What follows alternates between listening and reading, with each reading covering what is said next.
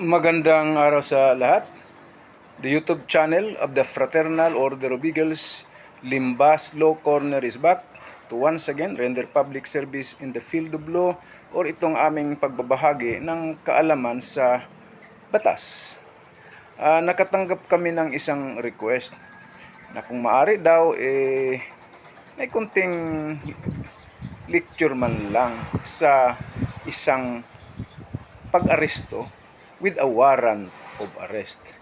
Okay, ang issue, ang tanong kapag ba ang mga otoridad tulad ng police, NBI, PDEA, and other law enforcers, kapag ba ay sila'y mag-aaresto ng akusado by virtue of a warrant of arrest, ibig sabihin may utos ang hukuman na arestuhin itong taong ito.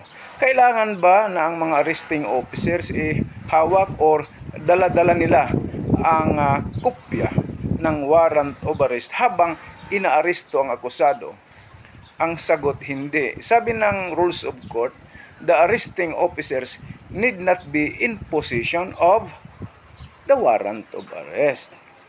But after the arrest, and say the accused was already brought to the nearest police station or jail, the arrested accused, shall be shown a copy of the warrant of arrest as soon as practicable if so requested by the accused.